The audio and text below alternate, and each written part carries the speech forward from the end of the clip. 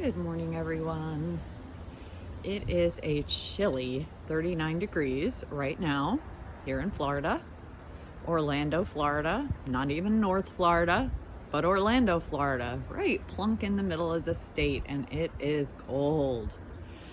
So if I sniffle a little bit throughout this video, I'm gonna apologize in advance because when it gets cold, I sniffle.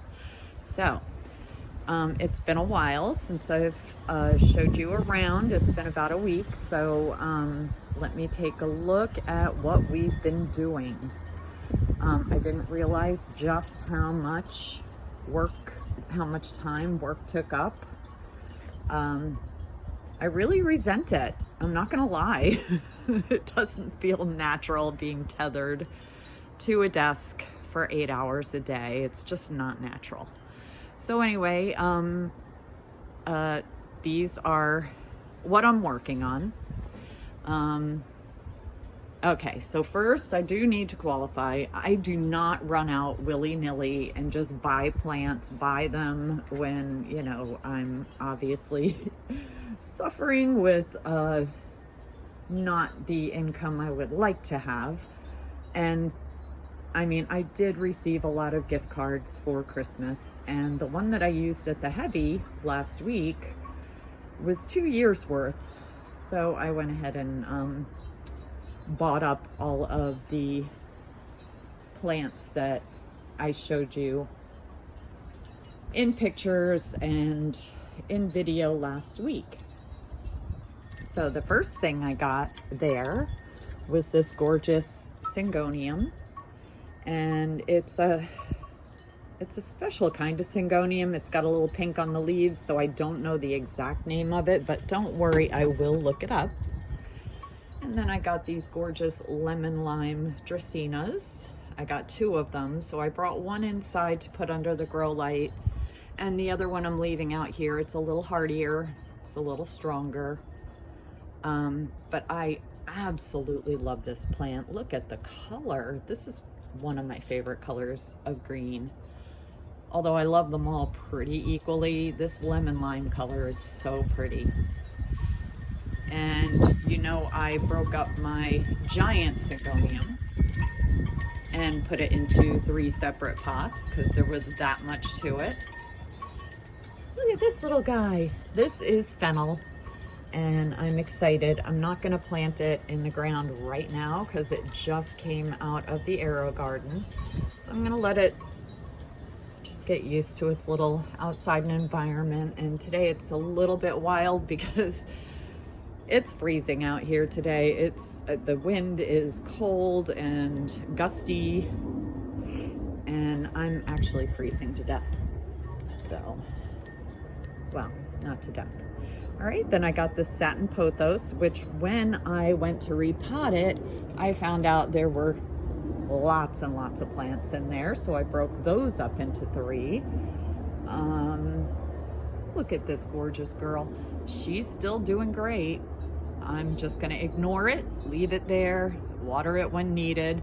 She did start to pucker. You guys, I've been a really good girl. I have not overwatered this plant. And let's see what else. Oh yeah, the maidenhair fern. Some of that died off when I replanted, but seems to be taking and doing really well now. Let's see, what else did I get? I got so many things, and I was so excited about it because, oh yeah, I did get this little philodendron Birkin. I asked them if they had any, and they said, I think we're out of them. And you know, I put it right next to the big plant because, you know, just to help it to acclimate a little bit. I wanted them to be close by to each other. I'm going to be working on this neon pothos today. I'm taking it off this crazy made-up thing that I made that I really had no idea what I was doing. I thought, oh good, put it up there and the leaves will get big. No, you have to do it a certain way, which I have now learned, and this thing needs to come out of this pot It's awful. It's been in there for years and years. Probably not planted properly to begin with. Although it has, it's been alive for years and years. So obviously it's not suffering too badly, but I don't want, you know, any more of these little spots. I'm being really nice to my tropical plants, you guys. I'm giving it filtered water. I'm not overwatering. I even had to move everything away from this because it rained so hard that all of my plants got flooded out. This one. And I had to actually physically dump all the water out of that planter because for some reason the drain mechanism isn't working on that one. I'm gonna have to pop the bottom. No, I can't pop the bottom off of this one. It's got one of those interior ones that holds the water just in case. I don't love them, but you know, I'm desperate, so I put them in that pot and just vowed to keep a good close eye on it, and I did. This guy is doing so much better. I cut off all the offensive leaves and replanted it. If anybody knows how to propagate these, I would appreciate some tips. Go ahead and put some tips and tricks in the comments for me.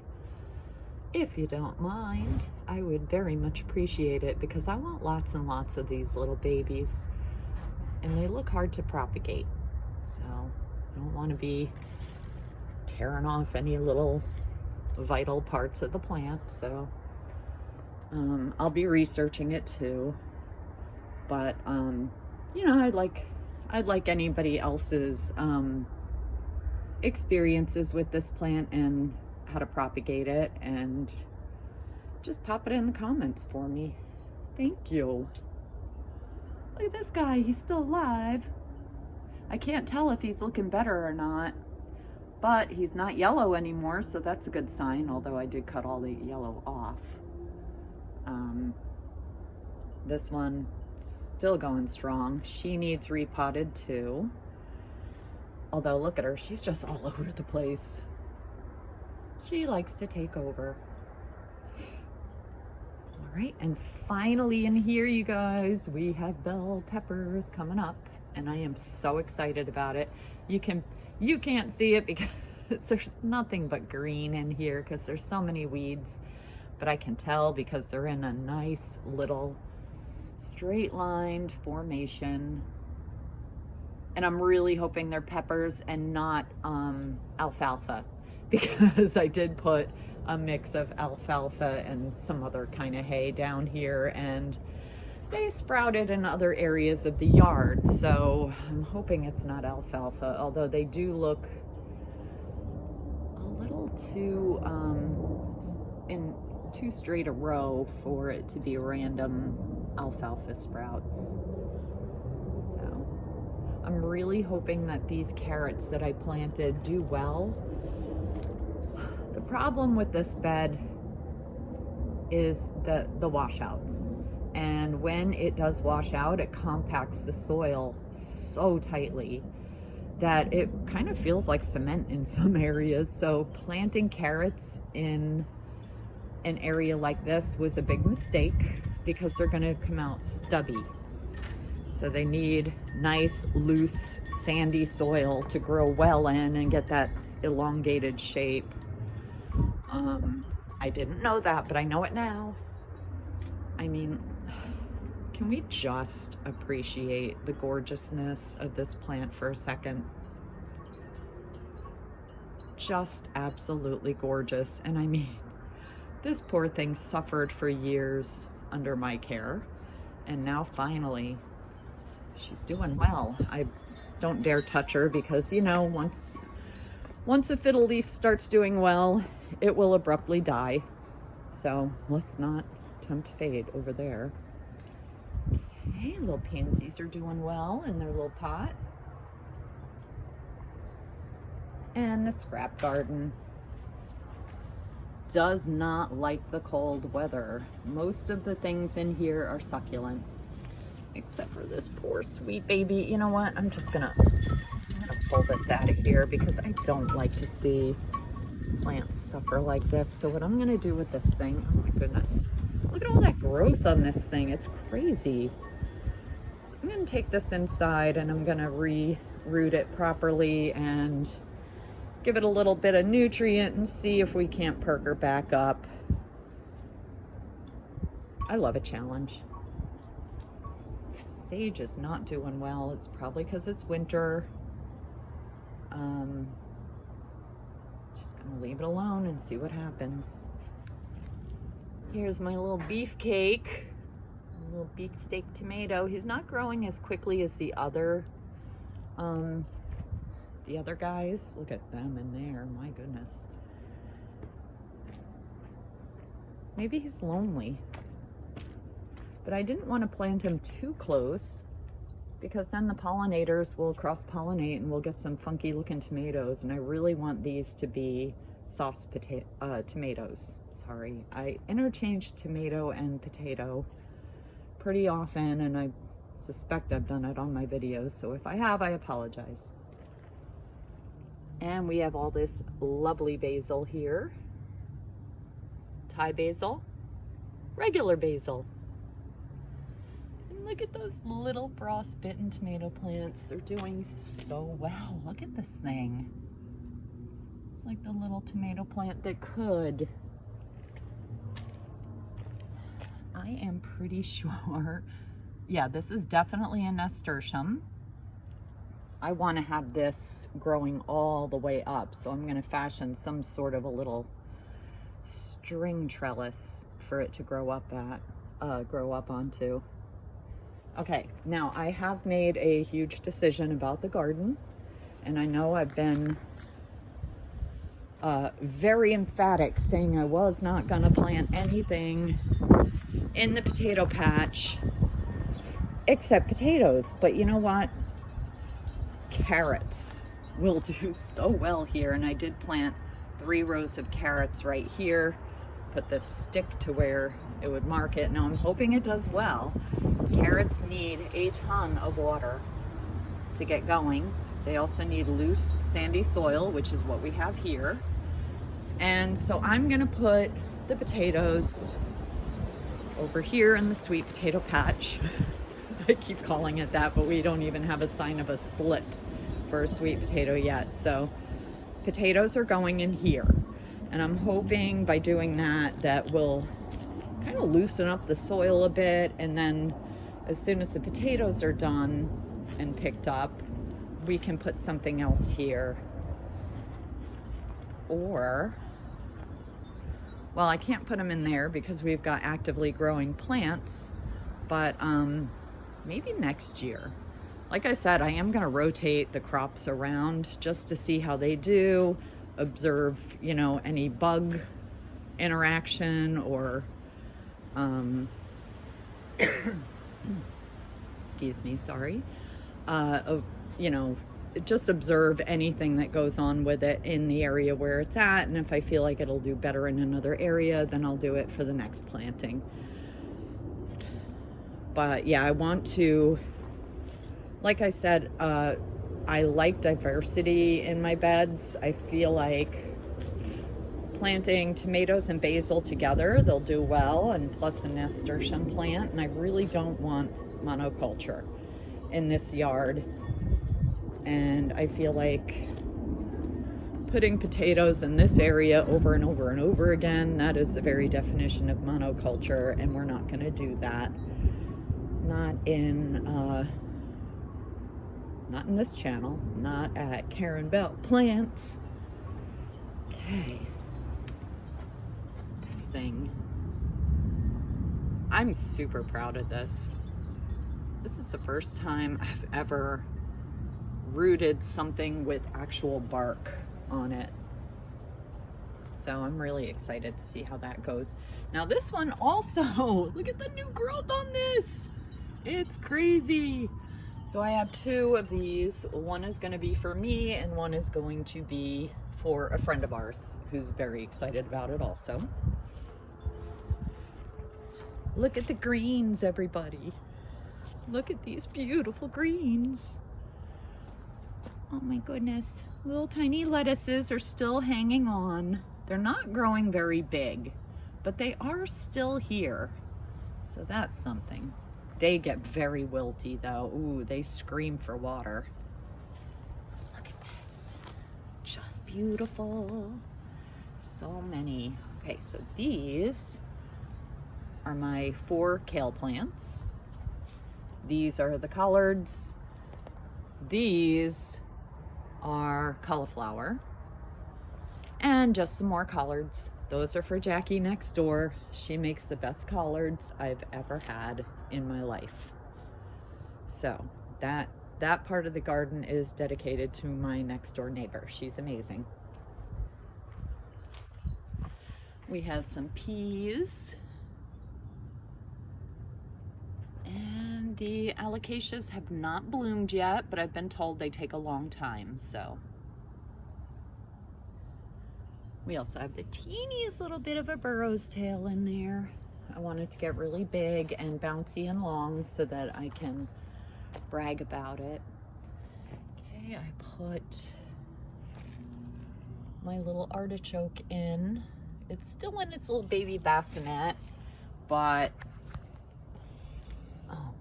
it's already got a leaf or 2 or 3. Just to keep it somewhat protected. You know, have its own soil for its development and all that. I just feel bad putting them in the wild. These didn't do well. I transplanted them all in a row there so that they could climb up the lattice, and some of them had a real fit about it. That one's just laying down. This one having a temper tantrum. So we'll see if they come back up, and if they do, yay. If they don't, we'll put some cucumbers here and let them grow straight up. This one is still getting all the leftover soil from the pots. So once it dries out, I just come in here and get the root balls out of them and then spread it around. It's good soil. You know, I pretty much loved on the plants too much, which is my original problem. Don't love the plants too much. Overcare can kill them. Look who we have. Oh, we have a gorgeous baby caterpillar. And look, guys, no aphids. Shooting them with water really helped. I'm telling you. Either that or the ladybugs took care of them. But I haven't seen any ladybugs back here since I released them all. Maybe they like to hide. This guy's got to get repotted. I know I've been ignoring it, and the leaves. It's choking itself to death is what it's doing. I mean, look at that. Ugh. That's awful. I don't know how to fix that. I really don't. Maybe if we get it out of the pot, I can try and untangle it, but I don't know. It has gone nuts. Rosebud is just about to open. Hopefully the squirrels don't steal this one. I mean, if they do, they do. I don't care. You know, I'm only gonna really feel it if they start taking all my vegetables once they start coming up, you know, like cucumbers and tomatoes. I really love those. I don't feel like sharing with the squirrels or the rats. I mean, I saw a rat on the bird feeder the other night, and I don't know where it came from, but I definitely don't want those little bastards eating my vegetables when they come up. Look at this glorious girl. We're gonna have Meyer lemons. So excited, and if you guys could smell these, they're just so beautiful. They smell amazing. This guy's hanging on for dear life. Still can't move that leaf. So I did wipe the leaf and the stems down with a cloth with neem oil on it. I didn't just spray it like crazy. I just wiped it down, and it's still hanging on. We'll see. These guys are still doing well. This one is coming back a little. We have a little new growth on this. I'm really excited. Yeah, this one's starting to get its little blush from the sun. Sorry about the jar, you guys. I reuse everything. So I have that out here. I have a beer bottle in there with a clip, well, it did have, yeah, it died. That's not good. So we'll just try and get it out of there. See if it has any kind of roots on it. It does not. Look at that. Completely rotted. That was fennel. Now I know you can't root fennel like that. But yeah, I use everything for vessels, for propagating or displaying or whatever. I even want to start maybe making terrariums. This thing is just basically a scrap terrarium, but I'm a little worried because it feels like, ooh, yeah, none of this did well. It just rotted. It's got a fungus on it and it's moldy. Here's the thing. This is why I shouldn't do things before I actually research how to do it. So I'm going to leave that off for a while. Maybe it's got too much moisture in there. I don't know. But the plant, rather than propagating, is molding and getting slimy. So killed another one. Great. Okay. That is pretty much it for the outside plants. See if I skipped over anything. No, but I do have a bunch of the plants that I had bought at the Heavy inside. And I put a grow light in there and they're all over the place. And I love it because I have to spend so much time trapped in there for work, which I'm not complaining. I'm glad to work from home. I will never work in an office setting ever again as long as I live. That's just too exhausting. But yeah, I'm happy to work from home, but it's work, you know? I'd rather be out here even though it's freezing and my nose is running and, you know, I already clipped down the bougainvillea bush again because it was getting out of control again. So I did that about 7 o'clock this morning and it's looking pretty neat, pretty spiffy. Found a lot of evidence of leaf miners on there, so I'm gonna have to keep a close eye on my babies because this bed is very close to that. So I just have to haul off all the scraps. I have them under the bougainvillea. I just kind of, you know, maybe no one will notice if I just sweep it under here. But I will be taking it all out of there and throwing it out. They come and get yard mess on Tuesdays. So I'll have that by then. And so anyway, that's pretty much it for the outside. You guys have a very happy Saturday and have a great weekend. Stay safe. Stay warm. I'm freezing. And I'll see you the next time I get on video. Bye.